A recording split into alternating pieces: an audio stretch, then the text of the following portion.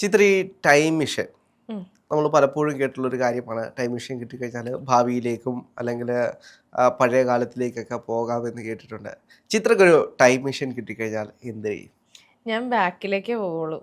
Future പിന്നെ നമ്മൾക്ക് അതനുസരിച്ചായിരിക്കുമല്ലോ ഇരിക്കുന്നത്. ഇപ്പൊ ഇവിടം വരെ നിന്ന സ്ഥിതിക്ക് അത്ര വലിയ സുഖകരമായിട്ടുള്ള ഒരു നിക്കലല്ല. അപ്പൊ അതുകൊണ്ട് നമുക്ക് ബാക്കിലേക്ക് പോയിട്ട് കുറച്ച് കറക്റ്റ് ചെയ്ത് നന്നാക്കാമെങ്കിൽ അങ്ങനെ നന്നാക്കി ഞാൻ സമാധാനമായിട്ട് ഇരിക്കും.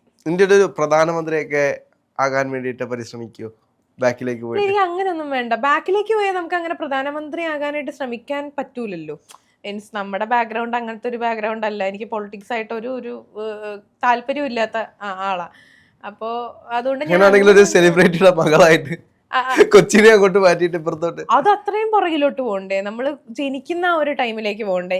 എനിക്ക് മനസ്സിലാക്കിയെടുത്തോളം നമ്മൾ ജനിച്ചതിന് ശേഷം പിന്നെ നടക്കുന്ന കുറെ കാര്യങ്ങളാണ് നമുക്ക് മാറ്റാൻ പറ്റുക എന്നുള്ളതാണ്. അങ്ങനെയൊക്കെയാണെന്നുണ്ടെങ്കിൽ ഇതുവരെ ഒരു എനിക്ക് തോന്നുന്നു ഒരു 10-18 വയസ്സ് വരെയൊക്കെ ഓക്കെ ആയിരുന്നു. ജീവിതത്തിൽ മാറ്റാൻ പോകുന്ന ഒരു 10 കാര്യങ്ങൾ ഞാൻ കാണണ്ടാത്ത ആൾക്കാരെ കുറച്ച് കാണണ്ടായിരുന്നു എന്ന് ഞാൻ വിചാരിക്കും. പിന്നെ കുറച്ച് വേറൊരു രീതിയിൽ പഠനം കാര്യങ്ങൾ പോവാമായിരുന്നു എന്ന് പഠിക്കും. പഠിക്കാൻ പോകും പഠിക്കാൻ പോകും. പിന്നെ എന്തെന്നാ പഠിത്തത്തിൽ ഏതായിരുന്നു ഏറ്റവും കൂടുതൽ ഇഷ്ടപ്പെട്ട വിഷയം? എനിക്ക് ഇഷ്ടല്ലായിരുന്നു, ഒന്നും ഇഷ്ടല്ല. പിന്നെ പഠിക്കാൻ പോകുന്നത് അതല്ല, അത് നേരത്തെ ഇഷ്ടല്ലായിരുന്നു. പിന്നെ എനിക്ക് ഇഷ്ടത്തോടു കൂടി പഠിക്കാനായിട്ട് ഞാൻ ഇതാക്കാം. പിന്നെ കുറച്ചുകൂടി ആൾക്കാരോട് പഴയതിൽ പോകുമ്പോഴാണെങ്കിൽ നമ്മുടെ അപ്പോഴത്തെ ബുദ്ധിയെല്ലാം നമുക്ക് കാണത്തുള്ളൂ. അതല്ല, ബുദ്ധി നമുക്ക് കൂട്ടാൻ പറ്റും. അതായത് നമ്മൾക്ക് ഒരു സാധനത്തിനോട് ഭയങ്കരമായിട്ടുള്ള ഒരു ഇഷ്ടം വന്നു കഴിയുമ്പോൾ നമ്മൾ ഓട്ടോമാറ്റിക്കലി പഠിക്കും. ഇതെന്ന് പറഞ്ഞാൽ നമുക്ക് വലിയ താല്പര്യമില്ലാതെ പഠിക്കുന്നതല്ലേ. എന്തെങ്കിലുമൊക്കെ ആയാൽ മതി എന്നുള്ള രീതിയിലൊക്കെ അങ്ങനെയൊക്കെ പഠിക്കുന്ന ഒരു സമയമായിരുന്നു. ആ സാങ്കല്പിക ചോദ്യങ്ങളായതുകൊണ്ട് സാങ്കല്പിക ഉത്തരങ്ങൾ പറയുന്നതുകൊണ്ട് കുഴപ്പമില്ല. പിന്നെ എന്തെന്നാ, പിന്നെ എനിക്ക് ഈ മീഡിയ ഫീൽഡിലൊക്കെ വരാനൊന്നും അറിയത്തില്ലായിരുന്നു. എനിക്ക് അറിയില്ല, അങ്ങനത്തെ ഒരു സംഭവത്തിനോടെ വലിയ താല്പര്യമില്ലായിരുന്നു. അപ്പൊ അതുകൊണ്ട്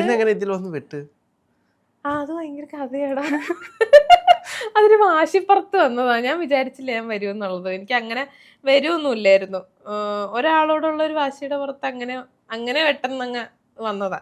അതിപ്പോ ഇങ്ങനെയായി. അപ്പോ നേരത്തെ ചെന്നിരുന്നെങ്കിൽ ആദ്യമേ തന്നെ കയറി വരാനുള്ള വഴികൾ കണ്ടെത്തി വരുമായിരുന്നു അതോ? അല്ല, ഞാൻ അക്കൗണ്ട്സ് ഫീൽഡ് ആയിരുന്നു. ഇപ്പൊ എനിക്ക് എന്താന്ന് പോലും അറിയാൻ പാടില്ല. അക്കൗണ്ട്സ് എന്താന്ന് പോലും എനിക്ക് ഓർമ്മയില്ല. താല്പര്യമില്ലാതെ പഠിച്ചതാ. അപ്പൊ അങ്ങനെയൊക്കെ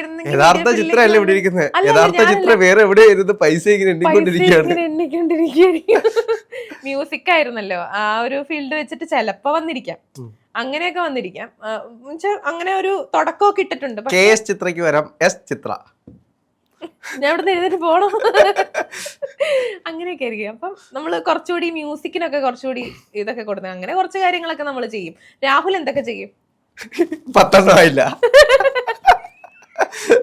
10 ആവണ്ട, പറഞ്ഞോ. അത് നമുക്കിനി ഫ്യൂച്ചറിലേക്ക് പോവാം, അങ്ങനെയുള്ള കുറെ കാര്യങ്ങളൊക്കെ ഉണ്ട്.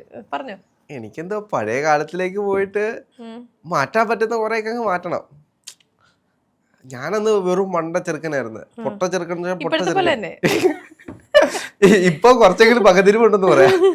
പൊട്ടത്തരത്തിനൊക്കെ ഒരു കുറവുണ്ട്. ശരിയാട്ടാ. അന്ന് ലോക പൊട്ടൻ എന്ന് വെച്ചാൽ ലോക പൊട്ടൻ. ആരെങ്കിലും എന്തെങ്കിലും പറഞ്ഞാൽ പോലും നമുക്ക് കുറച്ച് ബോൾഡ് ആവാനായിട്ട് നമുക്ക് കുറച്ചുകൂടി അങ്ങനത്തെ ഒരു സാഹചര്യം ഒക്കെ ഉണ്ടാവുകയാണെന്നുണ്ടെങ്കിൽ അങ്ങനെ ആവണം എന്നൊക്കെ വിചാരിച്ചിട്ടുണ്ട്. കാരണം ഇനി നോ പറയാൻ അറിയില്ലായിരുന്നു. അതായത് നേരത്തെ എന്നൊക്കെ പറഞ്ഞാൽ ആരെങ്കിലും ഒക്കെ ഇങ്ങനെ കിറുകിട്ട് കുത്തിയാൽ പോലും ഞാൻ മിണ്ടാതില്ല. കുഴപ്പമില്ല, ഈ കരണം കാണിച്ചാൽ ഈ കരണവും ഞാൻ കാണിച്ചു കൊടുക്കുന്ന ഒരു മനുഷ്യത്തിയായിരുന്നു. പക്ഷെ ഇപ്പൊ എന്ന് പറഞ്ഞു കഴിഞ്ഞാൽ ഇപ്പുറത്തെ അടിച്ചോ, പക്ഷെ എന്താ കാരണം എന്ന് എനിക്ക് അറിയണം എന്നുള്ളത് ഞാൻ പറയും. അല്ല, എനിക്കൊന്ന് ഇപ്പൊ മാറി തോന്നുന്നു. ഒരു കാരണം തടിച്ചു കഴിഞ്ഞാൽ മറ്റേ 2 കാരണം തല്ലി പൊളിക്കുന്ന. അത് സ്വാഭാവികമായിട്ട് നമുക്ക് അടി കിട്ടി വന്നുകൊണ്ടല്ലേ നമ്മളിത് പഠിച്ചത്. അത് എക്സ്പീരിയൻസ് ആണ്. ഭയങ്കരമായിട്ടുള്ള നമ്മൾ ചവിട്ടി താഴ്ത്തിയല്ല നമുക്ക് അത് പൊളിച്ചടിക്ക് മേടി വരാൻ കഴിയും. അത് നമ്മൾ കംഫർട്ടബിൾ സിറ്റുവേഷനിലായിരുന്നെങ്കിൽ നമുക്ക് എങ്ങനെ പുറത്തു വരാൻ കഴിയും? ഈ കംഫർട്ട് പൊട്ടിക്കുമ്പോഴാണ് നമുക്ക് ഇങ്ങനത്തെ ഉള്ള കുറെ കാര്യങ്ങൾ നമുക്ക് ചെയ്യാൻ പറ്റും എന്നൊക്കെ നമുക്ക് അറിയുന്നത്. ഞാൻ പറഞ്ഞില്ലേ, ഞാൻ ഈ ഒരു ഫീൽഡിലേക്ക് വാശിപ്പുറത്ത് വന്നതാ. ആ വാശിപ്പുറത്ത് വന്നു കഴിഞ്ഞപ്പോഴേക്കും എനിക്ക് കുറച്ച് കാര്യങ്ങൾ മേലെ ചെയ്യാൻ പറ്റി. കാരണം അന്ന് ഞാൻ കംഫർട്ട് സ്റ്റേജിലല്ലായിരുന്നു. ഞാൻ മൊത്തം നമ്മുടെ കാലിന്റെ അടിയിൽ നിന്നൊക്കെ മണ്ണൊക്കെ ഒലിച്ചു പോകുന്ന ആ ഒരു സിറ്റുവേഷനിൽ നിൽക്കുകയാണ്. ഇനിയിപ്പോൾ എന്ത് പോയാലും കുഴപ്പമില്ല, കാരണം ഇനി എല്ലാം പോയി. ഇനിയിപ്പോൾ എന്ത് പോയാലും പ്രശ്നമില്ല. ഇനിയിപ്പോൾ നിൽക്കുക എന്നുള്ളത് മാത്രമേ നമുക്ക് ഒരു ഇതായിട്ടുള്ളൂ. സാഹചര്യം കിട്ടുന്നത് നിൽക്കുക എന്നുള്ളത് മാത്രമേ ഉള്ളൂ. അപ്പൊ അതുമായിട്ട് മുന്നോട്ട് പോകാന്നുള്ളത് മാത്രമേ ഉള്ളൂ എന്നുള്ളത് മനസ്സിൽ വിചാരിച്ചു കഴിഞ്ഞാൽ പിന്നെ എന്തും നമുക്ക് സാധിക്കാൻ പറ്റും എന്നുള്ളത്. അല്ല, ഞാൻ ഇപ്പോ ഇടയ്ക്ക് റീലിലൊക്കെ വൈറലാകുന്ന ഒരു കാര്യമുണ്ട്. അതിൽ പറയുന്ന കാര്യം എന്ന് വെച്ച് കഴിഞ്ഞാൽ, ചെറിയ പ്രായത്തിൽ നമ്മുടെയൊക്കെ ചിന്താഗതി എന്ന് വെച്ച് കഴിഞ്ഞാൽ, വളർന്ന് വലുതായിട്ട് കോടീശ്വരനായിട്ട് എല്ലാവർക്കും പൈസയൊക്കെ ദാനം കൊടുക്കുന്ന ഒരാളായിട്ട് മാറണം. ഭിക്ഷക്കാർക്ക് എല്ലാം പൈസ ഇന്നാ 100 1000 കൊടുക്കുന്ന ഒരാളായിട്ട് മാറണം. പിന്നീടാണ് വളർന്നതിന് ശേഷം നമ്മൾ മനസ്സിലാക്കുന്നത് ആ ഭിക്ഷക്കാരിൽ ഒരാൾ നമ്മളുമായിരുന്നു. അതേപോലെ തന്നെയാണ് ഇപ്പോൾ പണ്ട് എൻ്റെ ചിന്താഗതി എന്താ, വളർന്ന് പെട്ടെന്ന് കോടീശ്വരനാണ്. അന്നും എൻ്റെ ഒരു കാഴ്ചപ്പാടെന്ന് വെച്ച് കഴിഞ്ഞാൽ ഒരു മൾട്ടി മില്യണയർ ആകുക, കാശിങ്ങനെ വാരി വലിച്ചു കൊടുക്കുക. നമുക്ക് എത്ര വേണം, 100 വേണം, 1000 വേണം, ഇങ്ങനെ എറിഞ്ഞു കൊടുക്കുന്നൊരു സിറ്റുവേഷനൊക്കെ ഞാൻ പലപ്പോഴും മനസ്സിൽ കണ്ടിട്ടുണ്ട്. ഈ പെട്ടെന്നുള്ളൊരു വേർഡാ തെറ്റ്. അതായത് നമുക്ക് എപ്പോഴും പെട്ടെന്ന് നമുക്ക് അങ്ങനെ ചെയ്യണം, പെട്ടെന്ന് നമുക്ക് അങ്ങനെ ആവണം. സമയം എടുക്കും, ഭയങ്കരമായിട്ടുള്ള സമയം എടുക്കും. ഞാനും വിചാരിച്ചിരുന്നത് ഓക്കെ അല്ല, അത്രയും സമയം എടുക്കൂല. നമ്മൾ ഭയങ്കര ആത്മാർത്ഥമായിട്ടാണ് വിചാരിക്കുന്നത് എന്നുണ്ടെങ്കിൽ, എൻ്റെ ഒരു ലൈഫിൽ നടന്നിട്ടുള്ള ഒരു എക്സാമ്പിൾ ഞാൻ പറയാം.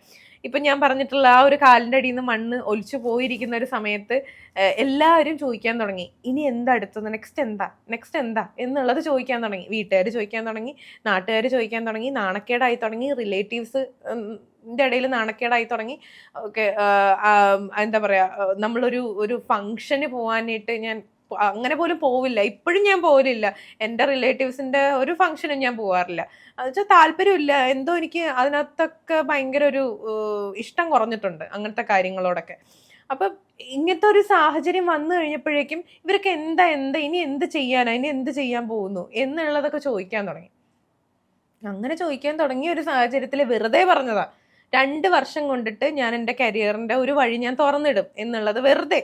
അതായത് 1 വർഷം കൊണ്ട് നടക്കില്ല എന്നുള്ളത് എനിക്ക് നന്നായിട്ട് അറിയാം. അപ്പോൾ വെറുതെ ഞാനിങ്ങനെ പറയുക ആൾക്കാരുടെ അടുത്ത്, ഓക്കെ 2 വർഷം കൊണ്ട് ഞാൻ എൻ്റെ എന്താണെന്ന് വെച്ചാൽ ഞാനത് ചെയ്തു വെക്കും എന്നുള്ളതൊക്കെ വെറുതെ പറഞ്ഞുകൊണ്ടിരിക്കുക. ഞാൻ ആ ഒരു സമയത്ത് ഒരു പാട്ട് ഞാൻ ഫേസ്ബുക്കിൽ അപ്ലോഡ് ചെയ്തിട്ടുണ്ടായിരുന്നു കേട്ടോ. ഞാൻ ചുമ്മാ പാട്ട് പാടിയിട്ട് ഞാൻ ഇട്ടിട്ടുണ്ടായിരുന്നു. ഒരു 2 വർഷത്തിന് ശേഷം ഞാൻ നോക്കുമ്പോൾ ഫേസ്ബുക്കിൽ നമ്മുടെ മെമ്മറി വരില്ലേ, 2 വർഷത്തിന് ശേഷം ഈ മെമ്മറി വന്നിരിക്കുകയാണ്. ഞാൻ നോക്കുമ്പോൾ അന്ന് ഞാൻ ആ അവസ്ഥയിൽ ഇരുന്ന് പാടിയൊരു പാട്ട് ഞാൻ നോക്കുമ്പോൾ 2 വർഷത്തിന് ശേഷം ഇത് വന്നിരിക്കുന്നു ഫേസ്ബുക്ക് മെമ്മറി ആയിട്ട്. ഞാൻ നോക്കുമ്പോൾ ഇന്ന് ആ ഒരു സമയത്ത്, ഇന്നെന്നല്ല അത് കഴിഞ്ഞിട്ട് കുറച്ച് നാളായി, പക്ഷെ ആ സമയത്ത് ഞാൻ ഇരിക്കുന്നത്, ഞാൻ ആങ്കർ ചെയ്തുകൊണ്ടിരിക്കുക, ഞാൻ വളരെ പീസ്ഫുൾ ആയിട്ട് ഇരുന്നോണ്ടിരിക്കുക. ഞാൻ എന്ന് വെച്ചാൽ ഭയങ്കര വലുതായിട്ടുള്ളൊരു പൊസിഷനിൽ എത്തിയെന്ന് വെച്ചാൽ അങ്ങനെയൊന്നല്ല ഞാൻ പറയുന്നത്. എൻ്റെ കരിയറിൻ്റെ ഒരു വഴി ഞാൻ തുറന്നിട്ടിട്ടുണ്ടായിരുന്നു. അതിനകത്തുകൂടി എനിക്ക് ഇൻകം കിട്ടുന്നുണ്ടായിരുന്നു, സമാധാനം കിട്ടുന്നുണ്ടായിരുന്നു, വില ഉണ്ടായിരുന്നു. ഇത് മാത്രം മതിയായിരുന്നു എനിക്കന്ന്. ഞാൻ അന്ന് അത്രയും പറഞ്ഞിട്ടുള്ളൂ. അപ്പൊ ഞാൻ വിശ്വസിക്കുന്ന സൗണ്ടൊക്കെ ഒരു എനർജിയാ. അത് നമുക്ക് ആ ഒരു കാര്യം നടക്കാനായിട്ട് സാധിച്ചു. ഇപ്പൊ ഞാൻ വെറുതെ പറയാണ്, എന്നെ കൊണ്ട് ഇനിയിപ്പോ എന്ത് ചെയ്യാനാ, ഇനിയൊന്നും നടക്കാൻ പോകുന്നില്ല എന്നൊക്കെ പറഞ്ഞിട്ട് ഞാൻ അവരുടെ മുമ്പിൽ ഞാൻ വെറുതെ താഴ്ന്ന പോലെ. പക്ഷെ ഒന്ന് തിരിച്ചാലോചിച്ച് നോക്കും. ഇപ്പൊ ചിത്ര തന്നെ നേരത്തെ പറഞ്ഞു, ഒരു ടൈം മെഷീൻ കിട്ടുകയാണെങ്കിൽ പഴയ കാലത്തിലേക്ക് പോയിട്ട് അന്നത്തെ തീരുമാനങ്ങളൊക്കെ മാറ്റാമെന്ന് പറഞ്ഞു. യഥാർത്ഥത്തിൽ ആ തീരുമാനങ്ങൾ മാറ്റാത്തത് കൊണ്ടല്ലേ നമ്മൾ ഇന്ന് കാണുന്ന രീതിയിലേക്ക് വളർന്നു വന്നിരുന്നത്? അത് ശരിയാ, എക്സ്പീരിയൻസ് വന്നതുകൊണ്ട് നമുക്ക് ഇന്ന് അത് മനസ്സിലാക്കിയിട്ട് ഓക്കെ അത് തിരുത്തണം. നമ്മൾ ഇന്ന് കാണുന്ന രീതിയിലേക്ക് വരുമോ? ഇല്ല. പക്ഷെ നമ്മൾ കറക്റ്റ് ആയിട്ടൊക്കെ വിചാരിച്ച് പോണം എന്ന് വിചാരിച്ചാലും ചിലപ്പോൾ നമുക്ക് താഴെ പോവാം. പക്ഷെ ഇന്ന് എനിക്കത് കറക്റ്റ് ചെയ്യാമായിരുന്നെങ്കിൽ കുറച്ചുകൂടി നന്നായേനെന്ന് എനിക്ക് തോന്നുന്നുണ്ട്. അതായത് ഓക്കെ, ഇപ്പൊ നമുക്കറിയാലോ ഇന്നതുപോലെ നമ്മൾ കുഴികളിൽ ചെന്ന് ചാടാൻ പോകുന്നുണ്ട്. അപ്പൊ ആ കുഴികൾ ഇനിയും ഉണ്ടാവും അവിടെ. സോ അത് മുട്ടാതെ തട്ടാതെ ഒക്കെ നമുക്ക് മുന്നോട്ട് പോകണം എന്നുള്ളത് അന്ന് നമുക്കറിയാം. അല്ല, ഇന്ന് നമുക്കറിയാം. അപ്പോൾ ആ ഒരു ടൈം മെഷീൻ കിട്ടിക്കഴിഞ്ഞാൽ ഞാൻ ഉറപ്പായിട്ടും ഞാൻ ആ കുഴി ചെന്ന് ചാടില്ല എന്നുള്ളതാണ് ഞാൻ പറഞ്ഞത്. അങ്ങനെയാണെന്നുണ്ടെങ്കിൽ കുറച്ച് നല്ല രീതിയിലുള്ള നല്ല രീതിയിലുള്ള കുഴികളായിരിക്കും, പെട്ടെന്ന് നമുക്ക് ഇറങ്ങാൻ പറ്റുന്ന ഗട്ടറുകളായിരിക്കും ഞാൻ ചാടുക. ഇതുപോലുള്ള പടുകുഴിയിലേക്കൊന്നും ചെന്ന് ചാടില്ല. പക്ഷെ ഇപ്പൊ ഇവിടെ ഇരിക്കുമ്പോ എത്ര പടുകുഴിന്ന് കേറി വന്നതാണ്. ആ കേറി വന്നതുകൊണ്ട് അപ്പൊ ഗുണമുള്ളതെന്ന് വെച്ചാൽ അല്ലെങ്കിൽ എക്സ്പീരിയൻസ് കിട്ടത്തില്ലല്ലോ. ഇല്ല ഇല്ല ഇല്ല. ഇപ്പൊ ഇവിടെ ഇരുന്ന് ഇത് പറയാനുള്ള ഞാൻ പടുകുഴിയിൽ വീണിട്ടുണ്ട് എന്ന് പറയാനുള്ള എക്സ്പീരിയൻസ് കാണത്തില്ലല്ലോ. ഞാനത് എപ്പോഴും പറയാറുണ്ട്, പടുകുഴിയിൽ നമ്മൾ വീഴണം. ഒരു തവണയല്ല, അഞ്ചാറ് തവണ. എന്റെയൊക്കെ സ്വഭാവമാണെന്നുണ്ടെങ്കിൽ ഒരു പ്രാവശ്യം വീണാലും ഞാൻ പഠിക്കൂല. ഒരു 5-6 തവണയൊക്കെ വീണ് കേറി എഴുന്നേറ്റൊക്കെ കഴിഞ്ഞാലേ എനിക്ക് പഠിക്കാൻ പറ്റത്തുള്ളൂ. അപ്പൊ അതുകൊണ്ട് എല്ലാ മനുഷ്യന്മാരും ഇങ്ങനെ കംഫർട്ട് ഇരിക്കാതെ വീഴണം. ശരിക്കങ്ങ് വീണിട്ട് ആരും ഇല്ലാത്തൊരു സ്റ്റേജ് വരണം. ആരും ഇല്ലാതെ നമ്മളൊന്ന് രക്ഷിക്കാൻ പോലും ഒരു മനുഷ്യനില്ലാതെ നമ്മൾ അതിനകത്ത് കിടന്ന് അത് അനുഭവിച്ച് നമ്മൾ തന്നെ അത് എങ്ങനെയെങ്കിലും സർവൈവ് ചെയ്ത് നമ്മൾ അതിനകത്ത് നിന്ന് കയറി വരുമ്പോൾ മാത്രമേ നമുക്ക് പിന്നീട് നമുക്ക് ആ കുഴിയിലോട്ട് നോക്കുമ്പോൾ ഉണ്ടല്ലോ, ഞാൻ ഇത്രയും വലിയ കുഴിയാണ് ചാടി വന്നത് എന്നുള്ളത് നമുക്ക് തോന്നണം. ആ ഒരു ഫീല് തോന്നിയാൽ മാത്രമാണ് നമുക്ക് മുന്നോട്ട് നടക്കുമ്പോൾ നമുക്ക് ആ ഓരോ ചുവടിനുള്ള വാല്യൂ നമുക്ക് അറിയാം. ഇനി വലിയ കുഴികൾ ഉണ്ടോ ഇല്ലയോ എന്ന് ആർക്കറിയാം. ഇനി വന്നാലും ഞാൻ പറയാണ്, ഇനി വന്നാലും എനിക്ക് അതുപോലൊരു കുഴി എനിക്ക് ഇനി ഉണ്ടാവില്ല. അത് ഇനി വന്നാലും ഞാൻ സർവൈവ് ചെയ്യും. എനിക്ക് ഇപ്പൊ ഞാനൊരു 3-4 വർഷം ഞാൻ ആ കുഴിന്ന് കയറാനായിട്ട് ഞാൻ എടുത്തു എന്ന് വെക്കാം. ഇനി ഞാൻ കേറുമ്പോ കഴിഞ്ഞ കുഴിയിൽ കയറിയതിന്റെ എക്സ്പീരിയൻസ് കൊണ്ട് ഞാൻ പറയട്ടെ, ഞാൻ വളരെ പ്രൗഡോടുകൂടി ഞാൻ പറയും, എനിക്ക് അതിനകത്ത് 1 വർഷം പോലും വേണ്ടി വരൂല. എനിക്ക് ചിലപ്പോ ഒരു 3 മാസമൊക്കെ ഞാൻ ചിലപ്പോൾ കിടന്ന് അതിനകത്തുനിന്ന് വിഷമിച്ചു എന്നിരിക്കും. ഞാൻ പറയുന്നത് റിലേഷൻഷിപ്പ് ഇഷ്യൂസ് മാത്രമല്ല കേട്ടോ, അല്ലാണ്ടുള്ള കുറേ ജീവിത സാഹചര്യങ്ങൾ അനുഭവിച്ചു വരുന്ന ഒരുപാട് പെൺകുട്ടികളും ആൺകുട്ടികളും ഒക്കെ ഉണ്ട്. ഈ ട്രാൻസ്ജെൻഡേഴ്സ് കമ്മ്യൂണിറ്റിയിൽ പെടുന്ന ആൾക്കാർ, അങ്ങനെ ഒരുപാട് ആൾക്കാരുകൾ ഇതുപോലുള്ള സാഹചര്യങ്ങളൊക്കെ അനുഭവിച്ചു വരുന്ന ആൾക്കാരുണ്ട്. എല്ലാവരും കുഴിയിൽ വീഴണം. ഈ കംഫർട്ട് സ്റ്റേജിൽ നിൽക്കുന്ന ആൾക്കാരോട് നമ്മൾ എന്ത് പറഞ്ഞാലും മനസ്സിലാവില്ല. അവർക്കൊക്കെ ഇതെന്താ സംഭവം, അവർക്കൊക്കെ ഇതൊക്കെ ചിരിയാണ്, പുച്ഛമാണ്, വല്ല ആവശ്യം ഉണ്ടായിരുന്നോ എന്ന് ചോദിക്കുന്ന ആൾക്കാരാണ് കൂടുതലുള്ളത്. പക്ഷെ ലോജിക്കലി ചിന്തിച്ച് പോവുകയാണെങ്കിൽ ഈ കുഴിയിലൊക്കെ വീഴുവോ? ലോജിക്കലി ചിന്തിക്കൂല. അതായത് ഞാൻ വിശ്വസിക്കുന്നത് ഓക്കെ, നമുക്ക് ഇന്ന കാര്യം വരാനുള്ളതാണ്, വരും എന്നുള്ളതാ. കാരണം നമുക്ക് അന്നേരം തോന്നുന്ന കാര്യങ്ങളാണ്.